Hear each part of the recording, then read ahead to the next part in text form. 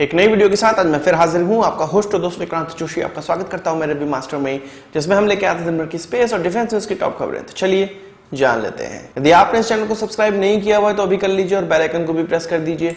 यदि आप मुझे ट्विटर पर फॉलो करना चाहते हैं, लिंक डिस्क्रिप्शन में मिल जाएगा और स्क्रीन पर भी मिल जाएगा। अपनी सबसे पहली खबर की बात करेंगे तो हमारे डिफेंस मिनिस्टर की रशिया यात्रा को लेकर आ रही है। कल मैंने आपको बताया था कि चीनी रक्षा मंत्री से उनकी मुलाकात हो सकती है, तो कल शाम में उनकी मीटिंग चाइना के रक्षा मंत्री से हुई। होना क्या था, ये सबको पता था। चीन ने यह नहीं माना कि उनकी तरफ से कुछ कार्रवाई की गई है या उनकी तरफ से यूनिलैटरली स्टेटस को चेंज किया गया है।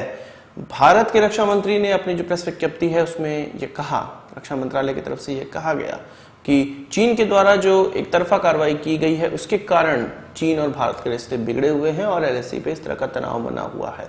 वहीं चीन ने अपनी तरफ से ये कहा कि वो अपनी एक एक इंच लैंड के लिए लड़ता रहेगा और वह बिल्कुल छोड़ने को तैयार नहीं है। और उसने सारा आरोप भारत पर टाल दिया कि भारत ने अग्रेशन दिखाया, इस कारण से यह स्थिति बनी हुई है। तो जैसा हम सभी लोग जानते थे कि एक दूसरे पे आरोप प्रत्यारोप इस मीटिंग में लगे और चीन अपनी गलती मानने को बिल्कुल तैयार नहीं था।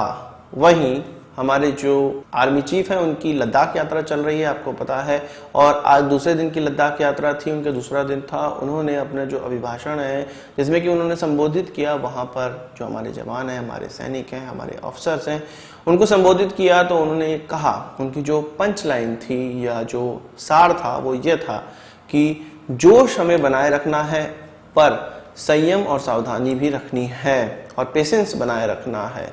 तो साफ साफ ये दर्शाता है कि पेशेंस का मतलब लंबा चलेगा, अभी लंबा डिप्लॉयमेंट वहां पर हमको देखने को मिलेगा और इस पूरे लंबे डिप्लॉयमेंट में जोश बनाए रखना है।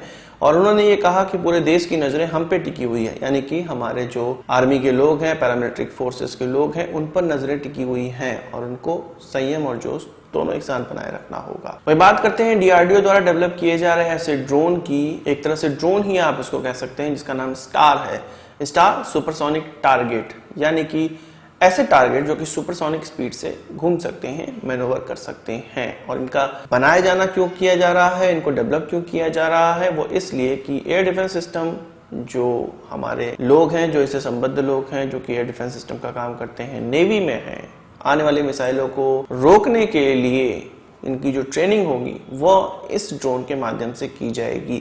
यानी कि ड्रोन इस तरह से टारगेट का काम करेगा कि कोई दुश्मन की मिसाइल अटैक कर रही है और इस मिसाइल को निस्त नाबूद करने की जो गुण है वो नेवी को सिखाने के लिए इस चीज को डेवलप किया जा रहा है। इसकी जो लॉन्चिंग है वो एयर के माध्यम से की जा सकती है और डीआरडीओ का यह मानना है, यह सोचना है कि यह 2023 से 2024 तक तैयार हो जाएगा। तो मुझे समझ में आ रहा है इस प्रकार के टारगेट व्हीकल्स की क्या आवश्यकता है।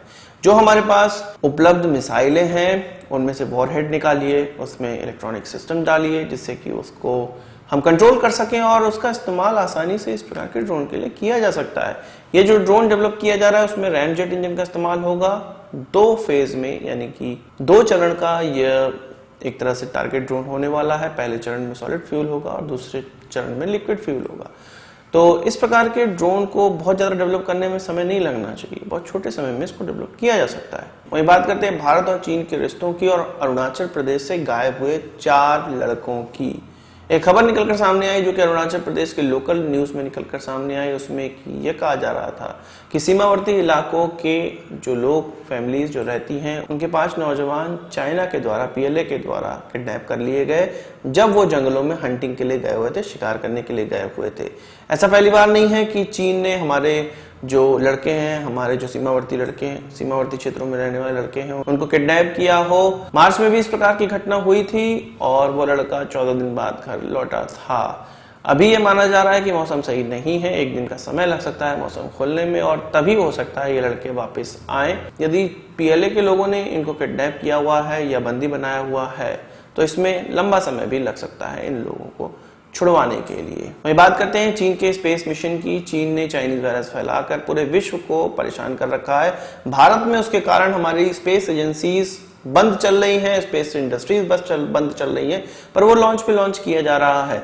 लॉन्ग मार्च 2F का लॉन्च इस बार किया गया और इसके द्वारा एक ऐसे रीयूजेबल एयरक्राफ्ट को, स्पेसक्राफ्ट को अंतरिक्ष में भेजा गया। यह नहीं बताया गया कि कब इसको भेजा गया, किस दिन भेजा गया है, और यह पृथ्वी का ऑर्बिट करके, चक्कर लगा के एक निश्चित स्थान पर उतरने वाला है। यह भी नहीं बताया गया है कि कब वो उतरेगा, किस जगह पर उतरेगा। केवल चीन के एक ऑफिशियल हैंडल जो कि permanent mission of China in Vienna के नाम से है, उसने एक तस्वीर सामने रखी और इस न्यूज को साझा किया। कहा जा रहा है कि ये नासा के द्वारा इस्तेमाल किए जाने वाले X-37B की तरह ही है, जो कि अभी तक अपने 5 मिशन परफॉर्म कर चुका है और बोइंग के द्वारा इसको बनाया गया है। तो कुछ उसी प्रकार से चाइना का यह रीयूजेबल स्पेसक्राफ्ट है। तो सारे विश्व की एजेंसीज को बंद करके, स्पेस एजेंसी को बंद करके, भारत के भी स्पेस एजेंसी को बंद करके, चाइना अपना जो स्पेस रिलेटेड काम है उसको चालू रखे हुआ है। आज की इस वीडियो के लिए बस इतना ही। आशा करता हूं कि वीडियो पसंद आया होगा। आप इसको एक बड़ा थम्स अप जरूर देंगे।